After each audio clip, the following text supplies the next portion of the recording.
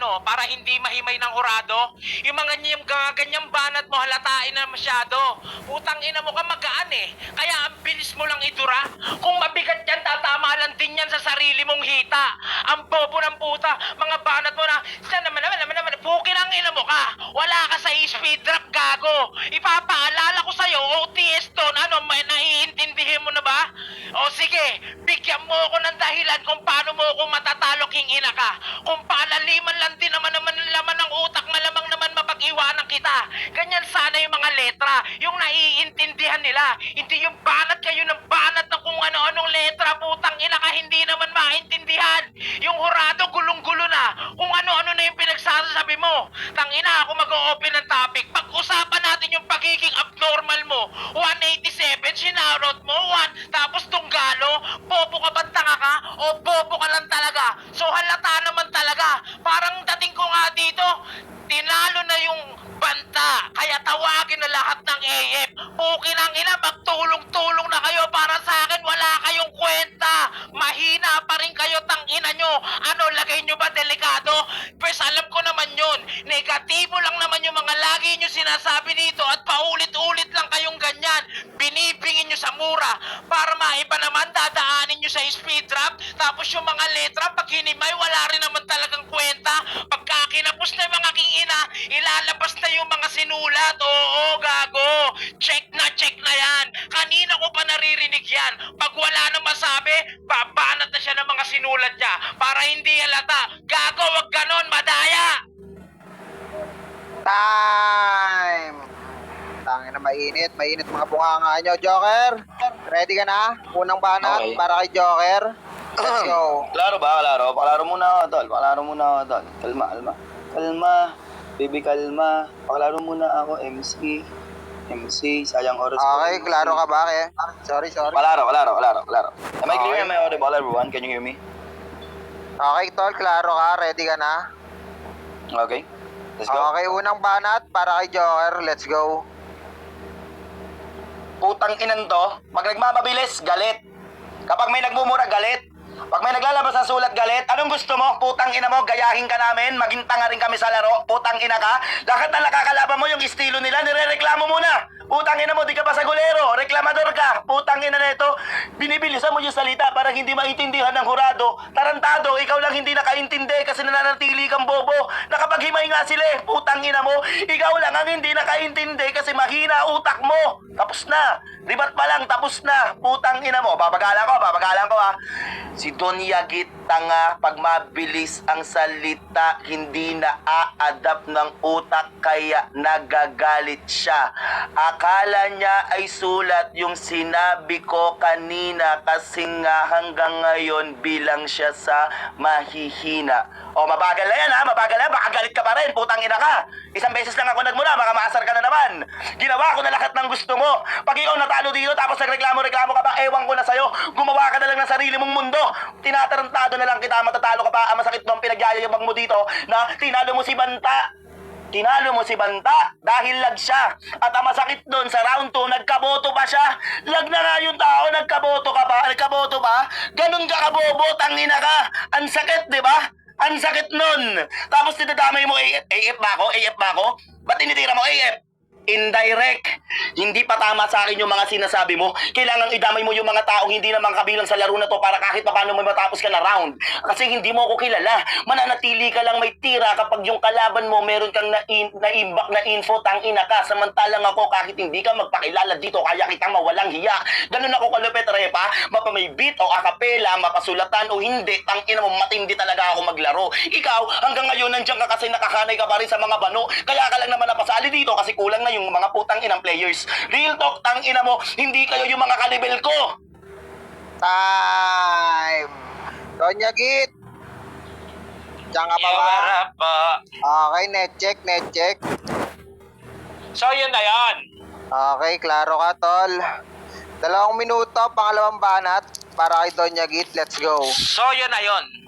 Todo na yun. Sumali ka dito para sa mga ganyan. Akala mo ba makakaagos yung mga tira mo na ganyan? Eh wala rin naman talagang laman. Paulit-ulit ko lang din sasabihin niyan. Bakit? Masakit na bang pakinggan? Oo, pukin ang ina mo ka. Nagre-reklamo ako? Baka naman ikaw yung nagre-reklamo dyan. Ipinapaintindi ko lang talaga yung pagkakaiba natin dalawa na hindi ko galing sumulat tapos i-pitch ko sa OTS King Ina ka. Tapos sasabihin mo freestyler ka. Baka wala ka sa freestylan King Ina ka. Ang bobo mo masyado, pukin ang ina mo ka. OTS yung laban tapos babanat ka dito na pang-freestylan. Kung tas magbababagal ka na dyan. So yung mga banat mo lang din na mabagal eh, alam naman din namin kahit na himayin yan eh, wala rin naman talagang laman. Kinekengkoy mo na yung laban. Bakit nauubusan ka na ba? Pinahalata ko lang at pinadinig sa hurado na yung mga banat mo talaga naman sinulat.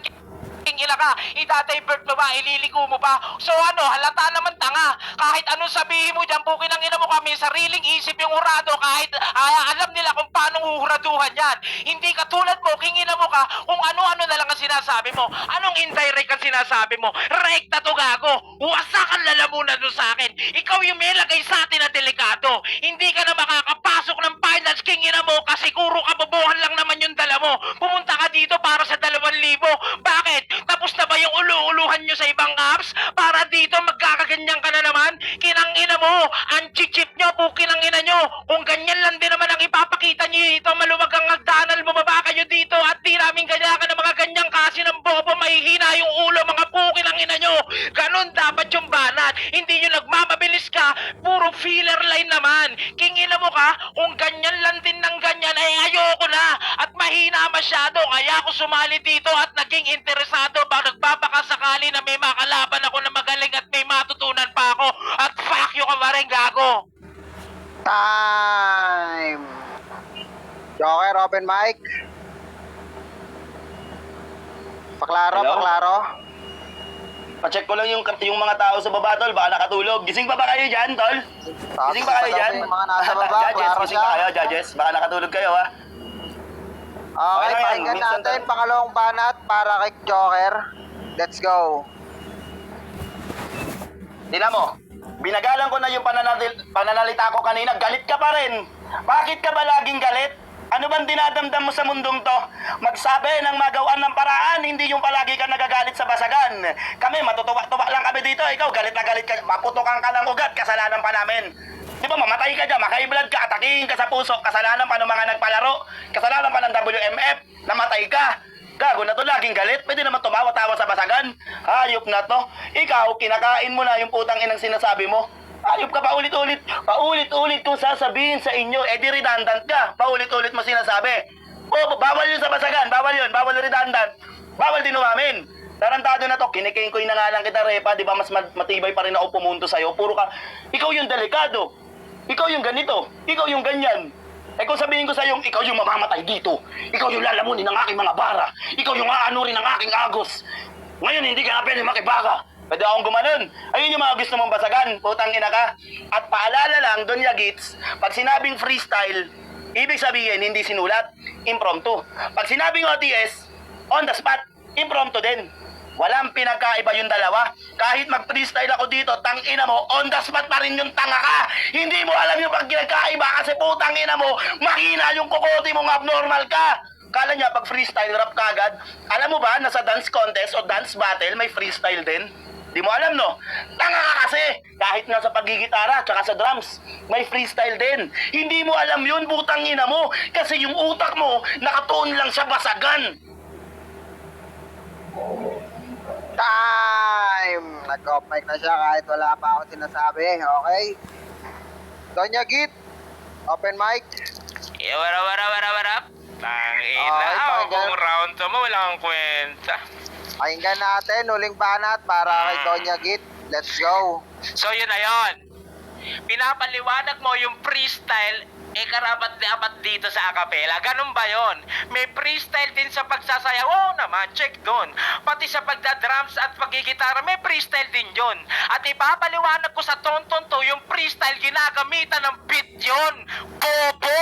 King ina mo, yun ang hindi mo alam. Na kailangan ng beat para mabuo ang freestyle. Sayaw man yan o gitara, pati pag-i-speech, tanga-tanga. Doon pa lang alam mo na nagagaling-galing sinungalingan ka.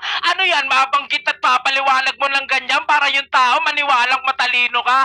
Gago, abnormal ka masyado. Kahit saan dalhin, abnormal ka. Kung ano-ano na lang ang sinasabi mo no? Akala mo naman maniniwala kami sa'yo. Kung di ka ba naman tanga-tanga pukin ang ina mo kayo, papaliwanag mo yung ganun, wala namang kwenta.